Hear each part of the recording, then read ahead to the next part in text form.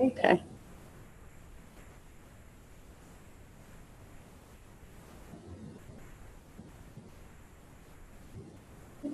Are we sharing? We are sharing and recording, I believe. Mm-hmm. Hey, David. Say hi, David. Hi, David. You hear us? Okay, good. Anybody else on? Sarah's here. Oh, good.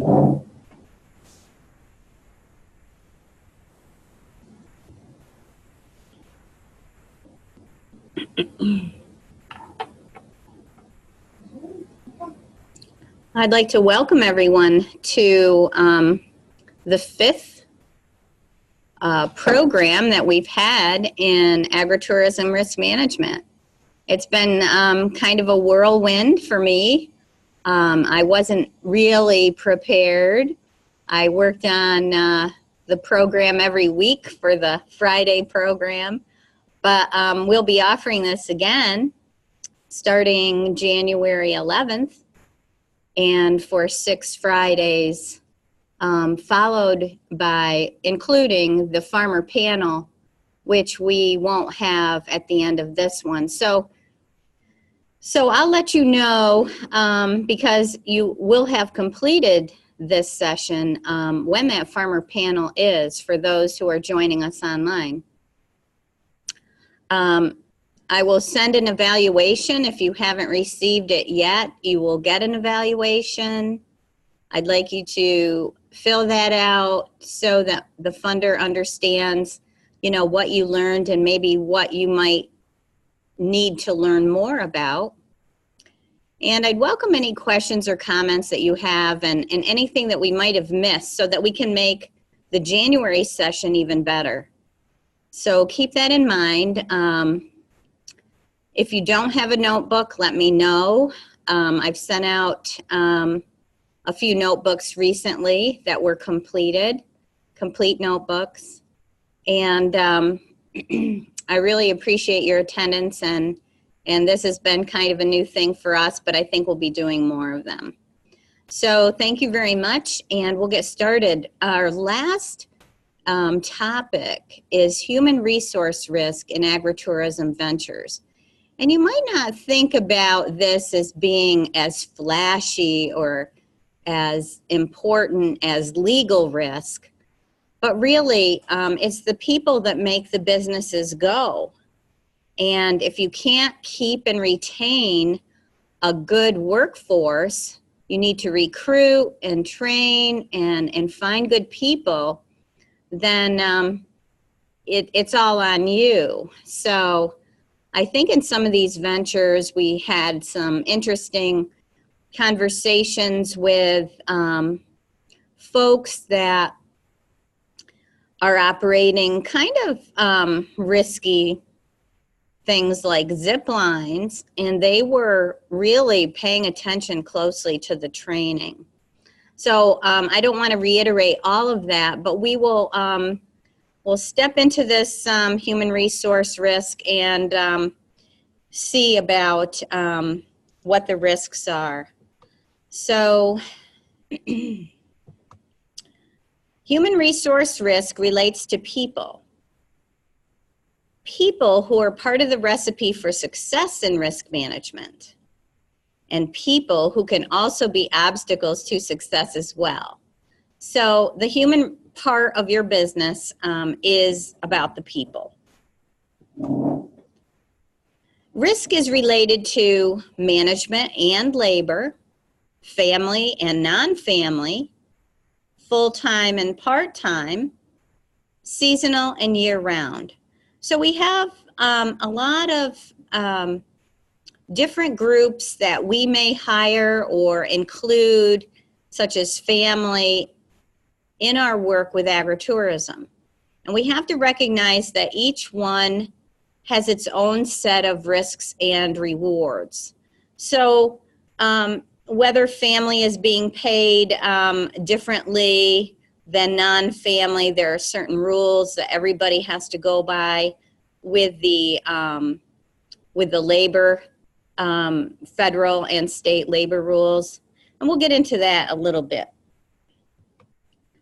So human risk can be summarized into 4 main areas: human health and well-being, family and business relationships, employee management, and transition planning. Now, you might not think about transition planning as part of this, but really, if something were to happen to one of the key operators of an agritourism business, someone else has to step in, or the business just closes. So transition planning is a topic all by itself that we address in estate and family planning workshops, but we'll touch a little bit about that today. Today's program will more concentrate on those first 3: human health and well-being, family and business relationships, and employee management. Because the character, health, and behavior of people is unpredictable, the human element of the farm business is often the most difficult to manage. So sometimes we just don't know what people will do or how they might react to certain situations. So the human risk, the human resource risk really has to do with humans as they work with each other and as they work with the folks that are coming to your agritourism enterprise. Managers mold the workforce and are responsible to manage human resource risk. So as the manager, you're responsible for your workforce. Even though, you know, somebody might do something that you don't approve of on the farm, ultimately, you are responsible. Each farm has its own culture. Every farm is, as we watched, I recall the video from the South where the woman was running an agritourism venture for mostly kids, little kids. And the culture there seemed really relaxed. But when we went into detail, the safety aspects were all really cut and dried, and people really had to be trained extensively to operate some of the zip lines and things like that. So I think your tolerance of risk management, it comes back to your personality and how you deal with your own culture on your own farm, whether you're more relaxed or whether you're tighter as far as keeping control. The management team can change the firm's culture to manage risk for the benefit of the farm business. So the culture may change a little bit. You might start out as more of a relaxed environment, and then you might add a few enterprises that add risk. And the employees have to change as well to make sure that that additional risk is being managed. Recall the key concepts of risk management. We have risk avoidance. In other words, take away the risk, find a way to just do away with it. Maybe you say, we are not going to have wagon rides. We'll do something else. Risk reduction, do everything in your power to reduce the risk. Say, I will make all the ground really level. I will contract landscape firms to make sure there's no tripping hazards. You know, those kinds of things to reduce risk and make it as safe as possible. Transference of risk, well, everybody needs to think about who else they can transfer the risk to. Many times that's an insurance company. And also transferring the risk to individuals if they sign off on a risky adventure on your farm. So we talked about that in the legal liability portion, and transferring the risk is certainly a tool you can use. And then acceptance of risk. Say, I know that there are risks involved here. I've tried to do everything that I can to mitigate this risk. And then try to be comfortable with, you know, your level of risk in the operation. So you've accepted that things can happen, but you know you've got insurance in place. You know that you've done everything you can to make the activity safe. So everybody is going to have to accept some of the risk. Even with insurance companies, the deductible is your part of the risk that you are accepting. So keep that in mind as we move forward. So risk in agritourism, as it relates to human resources, includes things like job descriptions, hiring, orientation and training, employer-employee interactions, performance appraisals, compensation, and discipline.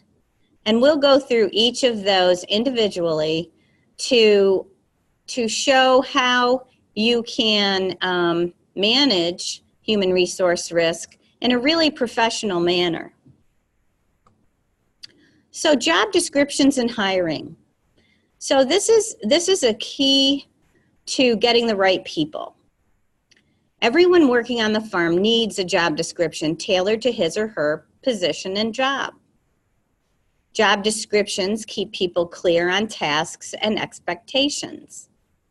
Job descriptions also point to physical qualifications, such as lifting, walking, standing, etc.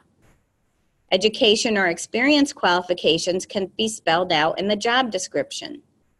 A job description is the best way for an employee to understand his or her job. So if you've worked anywhere, you know you've had a job description. But it starts a little bit before that in the recruitment stage.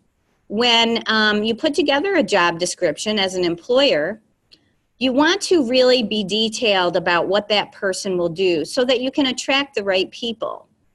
People who aren't physically capable of say, hooking somebody up to a zip line or lifting a child onto a wagon or an activity or standing for long periods of time.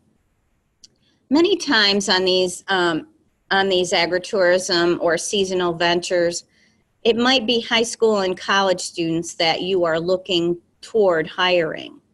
And sometimes it's their first job too. So being clear with a job description and when you're recruiting and hiring is key to get the right people so that once the season starts and you're in full agritourism season, you can rely on these folks to be able to do the job that's asked of them. Managing the workload. So sometimes in agritourism ventures, the workload varies during the season. You might have a rainy day where nobody comes. And on rainy days, that's the time to, you know, repair and clean and manage any hazards that might have come about, that people might have tripped, or maybe signage, making sure the signage is all appropriate and in order. But workload can vary. So but you can't just say, well, I'm hiring you for all the sunny days and not the rainy days. So you have to make sure that you've got work for them on the rainy day when maybe things are slower. And you need to match the people with their skill level and include safety precautions and training. So you're providing some safety measures for your people as well. I remember in one of those videos we watched, the owner said, all of my people wear gloves, because they were going out and picking up pumpkins. And as we know, pumpkins stems can be kind of sharp. And she wanted to make sure they had all the tools that they needed. You need to also allow time for physical and mental rest. Even though the season is ongoing and as an employer you can work 7 days a week, Your people cannot. So managing your workforce so people have time off, that they can recover, that they can come back refreshed is very important. And it's also key that they might come back again next year. You need to maintain safe equipment and procure health, life, and disability insurance depending on the situation. Of course, we have seasonal employees where you're providing disability insurance, but for yourself and for your family members, you need to consider your own health. It's part of human resource management. You are the operator.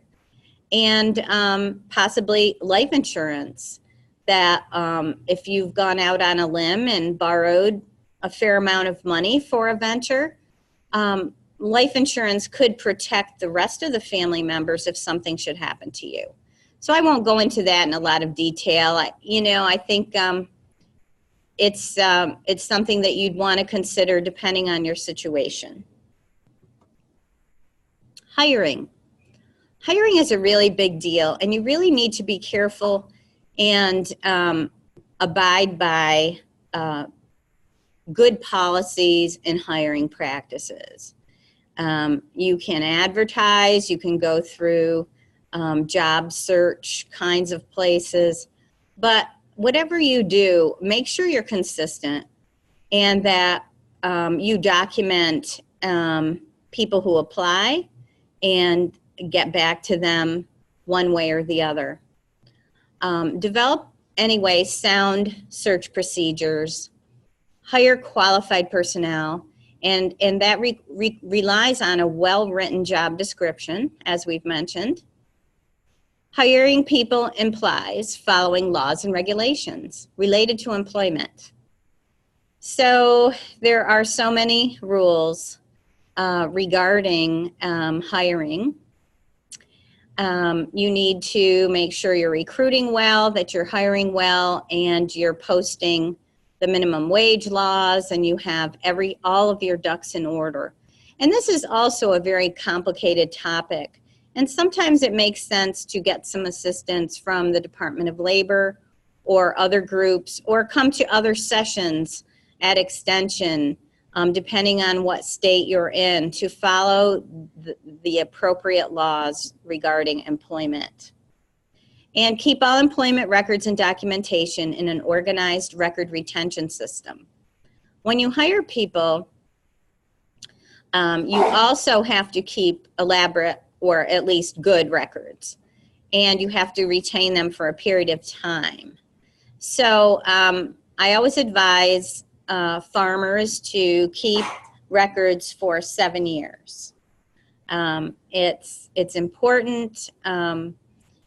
Sometimes other agencies are interested in your employment records, and you need to be able to document fair pay and other things in case you're audited. So you need to make sure you're getting a W-9, W-4s, all those things are in order. I could spend, another hour on that. I won't this time. I may elaborate more in January, depending on feedback that I get from this class. But I could probably spend, an hour or more just talking about legal hiring. So just keep it in mind, and if you need more information on that, I'm happy to send you some things out or point you in the right direction. Orientation and training. Include safety in all training on the farm. Have backup support training, in other words, cross-train people. Have how-to manuals in accessible places. Say you have an appointment in town and things are going well on the farm and something breaks. If somebody knows how to fix a small activity, something that's happened, maybe a hole has been punched in something, that you can show people how to fix things so that you're not continually going out there and doing simple tasks. And it empowers people. If they can fix something, you know, they're kind of the hero of the day. And also contingency plans. So maybe one of your employees gets sick one day and it's in the height of the season. You need to have someone else on staff who can take their place or double up and make sure that all of the bases are covered. Cross-train employees for at least one other position on the farm, especially useful in the busy season. So if somebody, if you have a whole bunch of students coming out, maybe from a school, and you've got 100 students and something is going wrong, you don't want to have to call the school and say, well, things are broken down. That school is planned to come out that day, and chances are they won't come another day. So you've got to have some backup on that. So employer-employee relationships. This is really important when you have people working for you, and also it's important that they get along with each other. So establish and maintain healthy relationships between family and non-family workers. Stress can cause even the best relationship to falter. And we know that happens in every situation. It happens with couples, it happens with families who have a family business on the farm, and it can happen between employees as well.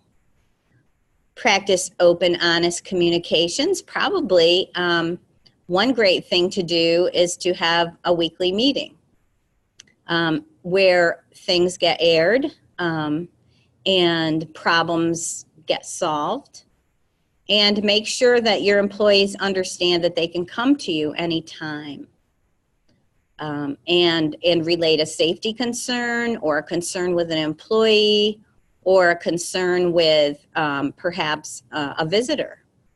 So make sure everything is open and honest. Maintain a life balance. We would all like to do that really well. And during the height of agritourism season, you probably feel that there is no life balance. People are coming and going. It's a crazy time. You might not get as much sleep. But try to make sure that after the season, you've got some plans to do something else, get away. And I was reading when I was researching this about the importance of vacations. And it didn't really mean that you have to go out and spend a lot of money taking a fancy vacation. What it meant really was getting away and getting a different perspective and coming back maybe with some new ideas. I think getting enough sleep also is related to safety concerns. So be sure that your employees aren't working too many overtime hours. They need a life balance as well. Respect others' feelings and opinions. You know, I think farmers really believe that their farm and their business is the best. And, you know, they're very proud and they've done everything they can to make their business go.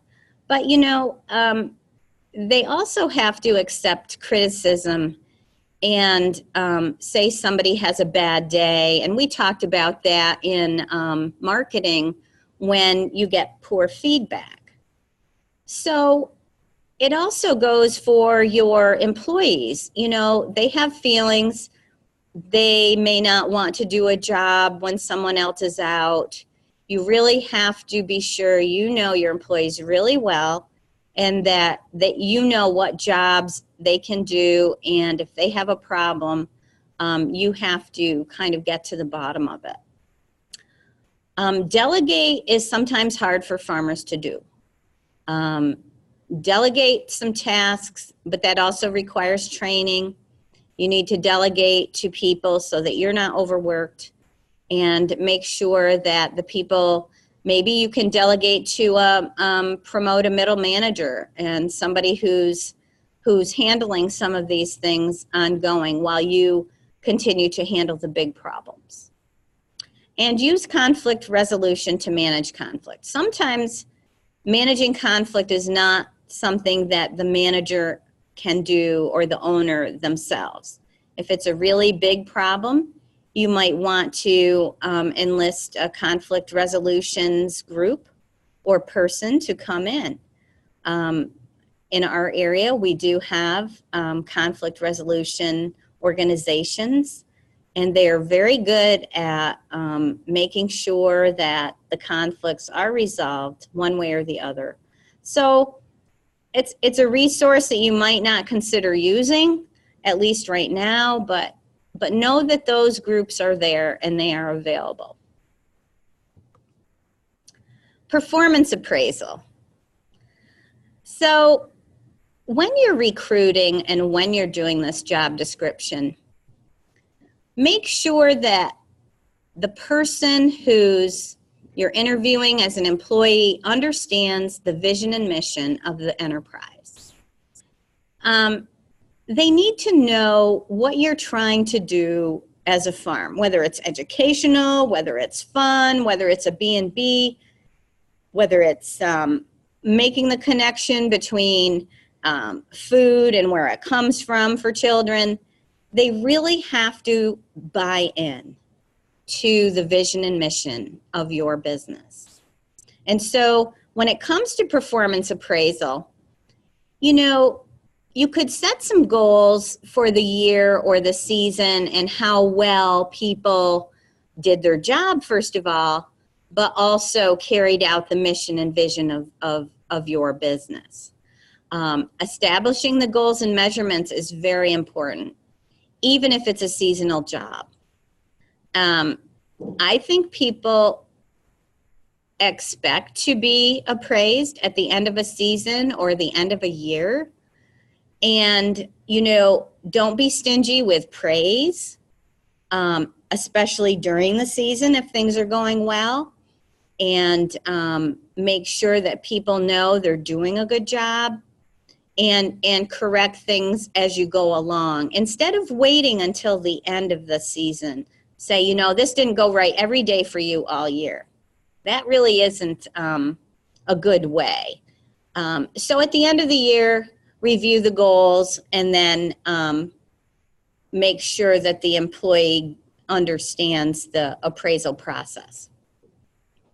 Document work of individuals regularly, and document issues that pertain to personnel issues. I think documentation is very important. Also, if you need to let someone go, you have dates, times, and places that you can refer to in case the person thinks about, contesting a firing or going to the Department of Labor. So make sure you're doing your documentation, and that really, when you have employees, it's a full-time job to keep everybody in order, and also, documenting these things as you go. Have regular staff meetings. We talked about that briefly. And certainly before the hours of operation. I think early morning is much better than late at night. So make sure you have those staff meetings where people can speak openly. And then complete the performance appraisals annually or at the end of the season, whatever seems to work for your business. Compensation, always a delicate subject and a topic that, you need to attract people who, if they can work down the road in a factory making, over $20 an hour, why would they want to come and work for you? Some people are looking for part-time jobs. And if you're recruiting properly, they understand that this is a part-time job or a seasonal job. And you have to make that very clear. Fair, appropriate, and equitable compensation and reward systems are needed for you to retain the folks that are helping you with your business. Sometimes people are attracted to a farm for other benefits, such as housing, food, a share in the harvest. Some people are looking who maybe say they're school teachers and they have the season in the summer to find something else to do. Fresh air, meeting people. So there are some side benefits of working on a farm, and make those pretty clear when you are interviewing. If somebody is receiving a quarter of a beef during the season, or vegetables, all that adds up. A place to stay, it's all very important, and it's costing you money too. So these little fringe benefits can go a long way to recruit and retain employees. Follow all laws related to minimum wage and payment schedules, but also you must be competitive with the ventures around you or in the area. You need to be competitive to keep people on board. You need to learn about and stay current with labor, equal opportunity, and other laws related to your business. And I hope to spend a little bit more time on that in January. If you want to tune back in, I'll probably have maybe some more resources on hiring and all of the rules that go along with that. Discipline. Keep in mind that you are the boss. So don't let people run over you. You're in control of the employees, and they can affect your business positively or negatively. Show leadership. Don't let things go. Say, we need to work on correcting this situation, and just move forward with it, and don't point fingers, but also make sure they know you are the boss. Sometimes people try to be their own boss or be the boss of others there. And if they're not in a supervisory role, you need to make sure that that is corrected. And show resolve when there is a job-employee mismatch. Okay, so you hire somebody, and maybe they are as motivated as you are. They make a lot of mistakes. Things happen. Bad reviews come in. Maybe they have a foul mouth. Who knows? But this little chart kind of alludes to a couple of steps that you should do. First of all, counsel them. Say, we got a couple of bad reviews. You were trying to impose some political ideas on a group. That isn't what we do here. We're here for fun. Or someone heard you using foul language when children were in the area. So you kind of have to implement your disciplinary and grievance procedures, but you also have to document. If you have to bring them again for that or something else, eventually you might have to say, I'm not sure that we're a really good match for you. So, dismissal is unpleasant, but sometimes it's necessary for the sake of your business. And you just have to make that plain. Everyone involved with the agritourism operation is important and must be committed. And it goes back to, what are we in business doing? What is the goal? And how are we going to ensure that our people understand the mission of our operation? Employee turnover can also be very expensive when you consider the time and money it takes to find, hire, and train new employees. I mean, if you run a few ads in the paper, you know already that it's costing you money to recruit. Try to work with local job offices for employment and training that exist in most areas, and get people who already have some background maybe in what you're working on, or who the person in the employment office feels would be a good fit. Sometimes you're in a hurry. If somebody quits, you need somebody fast. So sometimes those groups are really invaluable, and develop a good relationship with them, because they can find somebody and slip them into your operation much quicker than you can. And get references and check them. It's one thing to get references, but if you don't check them, what's the sense? So make sure that you have a personal conversation with previous employers, and everybody can find a reference, even if they're a high school student. They have teachers, and they can give you references on an individual. Just a note about family and friends. You know, hiring family and friends sounds good, but as we know, interpersonal relationships with family and friends can be more difficult in the employment arena than it might be otherwise.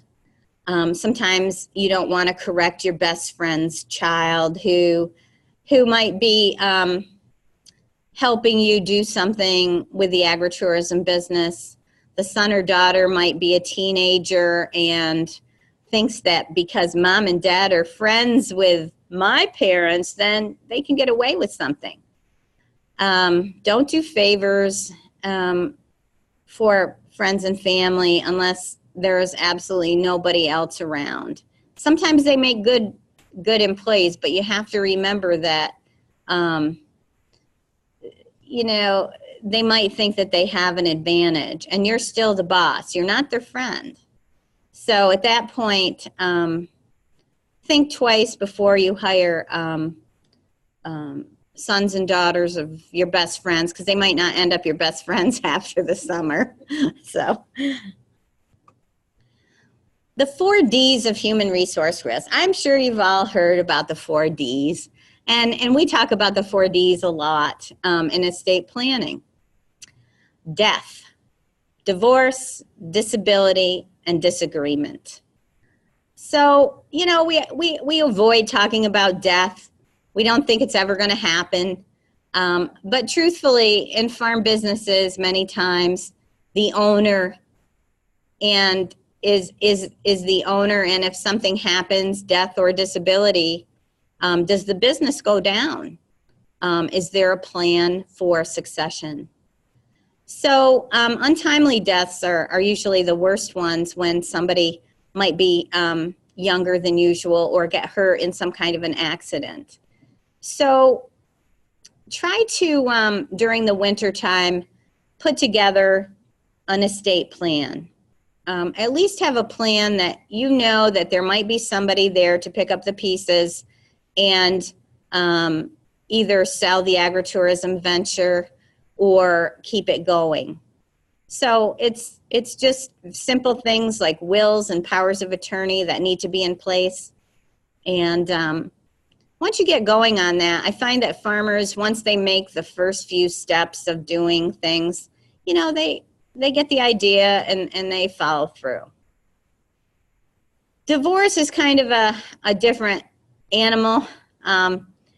Of course, we all know people who've been through divorce, and farmers, it can be the end of the business. So I guess if my advice is if you are going to embark on a new venture, don't do it if a marriage is on shaky ground. It just adds more complication. A new venture adds more work, more stress, more of everything. So maybe think of some other way to generate revenue, or you can also mitigate divorce with a prenup or a postnup. If you didn't do a prenup, you can always do a postnup. They're very unromantic. They're not the kinds of agreements people are really willing to enter. But sometimes you know, there might be a situation where you say, you know, I would really like to do this, but I really don't want you involved. It's kind of a way of saying, I want to protect myself in the future. So they are legal agreements, and I've known of many farmers that have used them. Disability, it's one of those things that happens more often on farms than any other kind of enterprise. Farming is inherently dangerous, and farmers get disabled all the time. But having disability insurance might help you insure against losses, and also disability of the employees and people, other family members working in the business. It's required, compensation is required, and disability insurance in most cases. So know that that is available, and it does protect you from losses. Disagreement was, it used to be the 3 Ds, and then we added disagreement because in certain organizations, partnerships, employee-employer relationships, disagreement can end relationships, of course, and it can affect your business. So to mitigate disagreement, communicate well. And it goes back to those job descriptions. This is your job. Are you doing your job? You do the performance appraisal. How did it go this year? So you're kind of following through and trying to avoid disagreement. Mitigating the 4 Ds, have an estate plan, consider not adding an enterprise to a rocky relationship, buy insurance and train well for disability, and communicate on all levels. Just a quick review. So at this point, I'm going to take a short break, and we'll come back at 11, and we will watch some YouTube videos from Dr. Bob Milligan, who is the king of human relationships and human resource management. He's excellent. I've got 3 YouTube videos I want you to watch. He used to be at Cornell. He would, I'd go to a lot of his seminars, but now he's online. And if you want human resource management, you can find it online with Bob at Dairy Strategies, LLC. But anyway, I'll come back in about 15 minutes.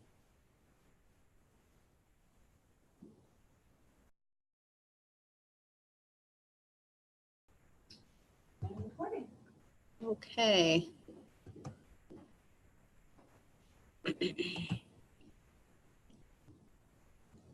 The Learning Edge Monthly webcast for the month of March is titled 3 Keys to Improve Supervisory and Other Interpersonal Relationships. Before we think about how to improve those relationships, we need to think about a couple of things. One is that there are all kinds of interpersonal relationships. Supervisory relationships are one of those. They, in fact, are an interpersonal relationship, and we will talk about that one specifically here today.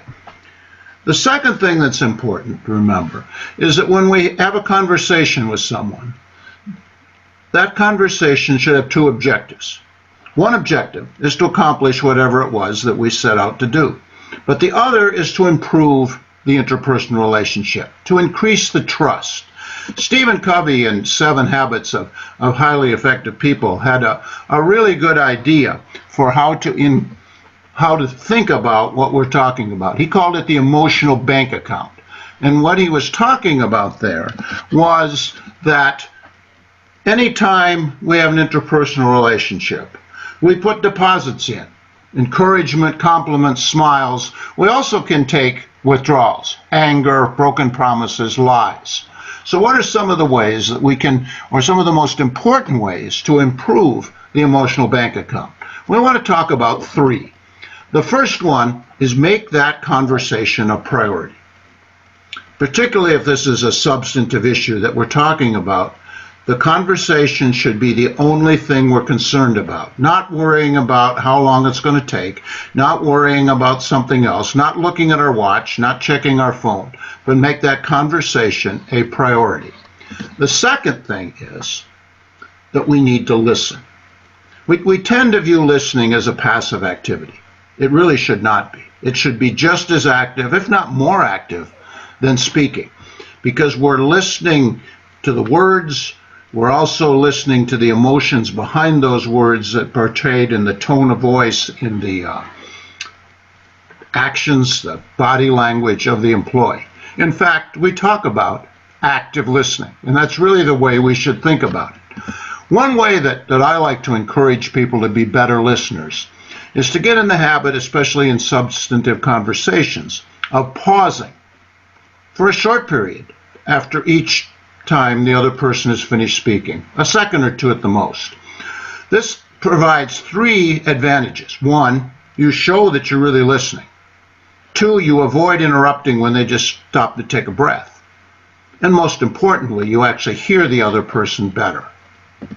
The third way to make deposits into the emotional bank account is to ask questions.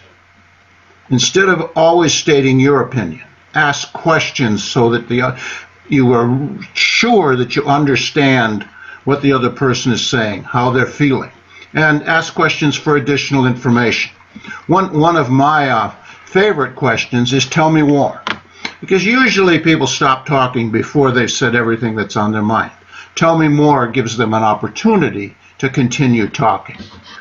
So we really need to focus on three priorities to improve our interpersonal relationships with employees and everyone else that we know. One, make the conversation your only priority. Two, use active listening, including the pause. And three, ask questions for clarification and additional information.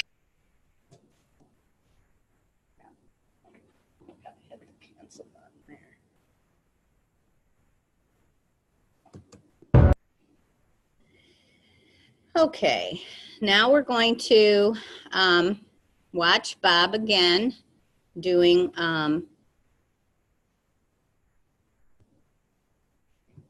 another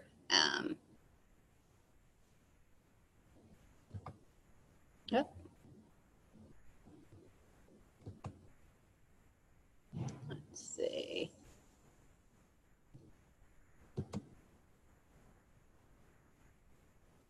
I hope this isn't the one we just saw. I didn't think it was. Okay.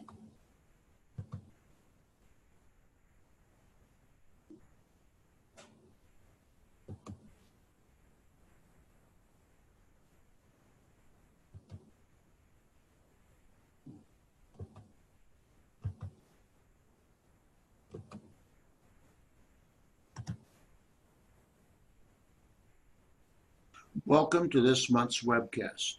I'm Dr. Bob Milligan. Today we're going to talk about the topic, please help me.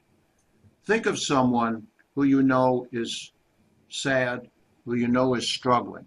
They may or may not be asking for help, but there probably is an opportunity for you to help them. We all are reluctant to do that because we don't know what to say. So let me suggest in this webcast two things that you can do to help people who are struggling. The first is going to be listening. We tend to think of listening as a very passive activity. Actually, we shouldn't. Listening should be a very active activity. We're listening to people to understand what they're saying. And not only what they're saying in the words, but what they're saying in the body language and the tone of their voice. That's where you hear the emotions. So by listening, we can understand and really recognize where people are, and also important, what they are feeling. Let me suggest two skills to become a better listener. Oops. The first, particularly in an important conversation, is to pause for just a short time, a second maybe, after they've finished speaking. That allows them to start up again without you interrupting if they have more to say. It also provides an opportunity for you to really understand and an opportunity to think before you respond. The second one is often when people finish talking, they really haven't had everything that they wanted to say. They haven't gotten it all out. I suggest just saying the simple thing, tell me more. In many cases, that's when you'll learn really what they are trying to say and where they're at. And that takes us to the second point. And that is that when someone is struggling or when they are sad, we want to have sympathy for their situation. And that is certainly a good thing.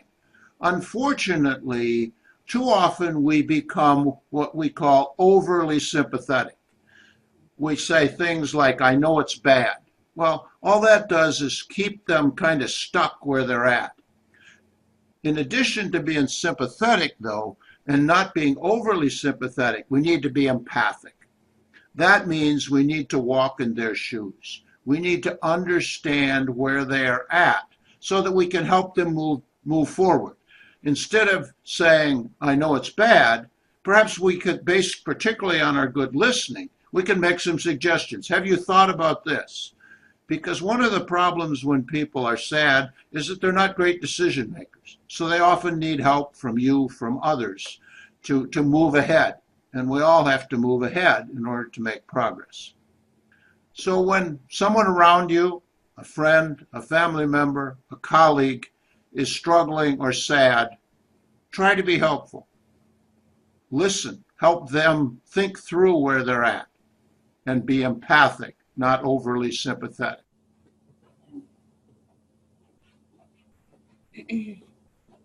Okay, we have one more. Hey Google, Show me a 15-minute taco recipe. Show me the front door. These go on and on and on and on. So we have one more to watch. And this is more about correcting redirection, we'll call it. We'll call it redirection and evaluation. And it's Bob, and as you can see, Bob is well versed in all of this human resource management. And on Dairy Strategies LLC, you can watch a lot of different topics with Bob. And he even has some monthly newsletter. So I get his emails. I know what he's doing all the time. And he's really valuable. And to do that, we need to talk about two things. One is what kind of feedback. Good afternoon or good evening. I'm Dr. Bob Milligan. Welcome to the First Learning Edge Coaching Tip webcast. Today we will talk about how to handle the situation where an employee is not meeting expectations. And to do that, we need to talk about two things. One is what kind of feedback to provide, and secondly is how to best provide that feedback. To begin, we need to think about the fact that traditionally we think of two kinds of feedback, positive and negative. I want you to completely eliminate that thinking from your mind, because actually there are three kinds of feedback. Okay? And the third kind of feedback is what we call redirection feedback. The problem with two kinds of feedback is that we typically think of negative feedback as a reprimand. However, most of the time when employees do not perform, it's not because they didn't want to. It's because they didn't have all the resources they needed, that the expectation was too high, whatever the case may be. And in that situation, we need to choose redirection feedback. And as the name says, we redirect to success. The following diagram describes a little better what redirection feedback is and contrasts it with negative feedback. Redirection is when it really isn't the employee's problem. It wasn't something they did. It was something in the context and the situation. There was not enough training, not enough clarity. Something happened that was not expected. And so we need redirection feedback. So the question then is, what do we do? Well, one of the problems we have, and what makes this so difficult, is that when we bring up the issue of improving performance, employees tend to expect negative feedback, and they tend to get defensive. And so the most important thing to have a productive discussion is to reduce that defensiveness. And to do that, we're going to talk about three things. The first is to really emphasize at the beginning of this discussion that the purpose is not to focus on what went wrong. The focus is success. We are redirecting to success. Make sure the employee understands that. Okay. The second one is that we need to think about how do we keep the conversation informal, productive, and congenial. And we do that by staying calm and by being positive. Make sure that the discussion has a focus on success, a focus on a positive outcome. And the third one is to focus on future performance. When we talk about what happened, what went wrong, we put the employee in a very difficult situation because they can't change that. That's history. No matter how much they want to, they can't change their performance yesterday. But if we focus on, as quickly as possible, what they will do in the future, that is something they have control over. So it's very important to understand that when we're helping employees succeed, we need a lot of positive feedback, we need a lot of redirection feedback, and only rarely are we going to have to use a reprimand, a choice, a negative feedback.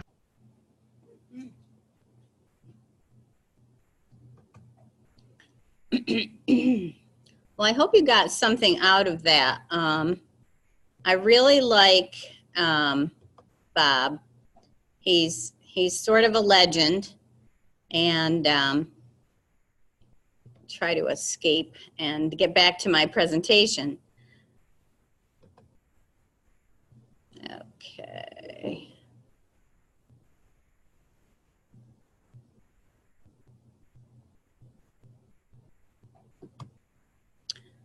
Okay, so just a little bit about estate planning. You know, I kind of said, you know, I could spend a lot of time on this. We have Extension in general has lots of estate planning materials. And we have classes, usually they're 2 or 3 day seminars on estate planning. But I really do have to address it in human resources because you are the human in charge of the business. And estate planning can address the death or disability of the owner. As a general rule, have an estate plan in place to replace management. It's a complex topic and it can be addressed separately, but in your risk management plan, and I hope you're trying to keep up every week with filling in some of the blank pages of this risk management plan. Every business needs one. It's not specific to farms or agribusiness. It's specific to all businesses. You're welcome, of course, to attend a farm succession workshop in your county and look them up. Also, eXtension has a lot of information on their website too. eXtension is a nationwide extension resource database. So if you don't have resources in your county, you can find resources or let me know and I will make sure you get resources. And take steps to start a succession plan. As I said, all businesses should have a succession plan. So that pretty much ends our conference today. And I would encourage you to, all the sites, please contact me with any issues that you might have had. Send me the evaluations, the pre survey that was done, and the post survey, which everyone should have. And if you don't have it, I'll be emailing it out to you. If you missed any of the sessions, they, except for this one, they're all uploaded as of last week to our website, and it's on our YouTube channel. Maybe I can point that out. I'm not sure if I can find it. Click that plus sign.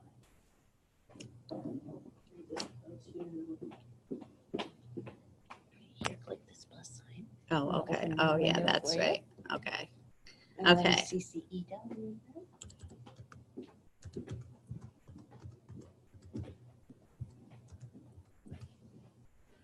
So we'll go to the website, and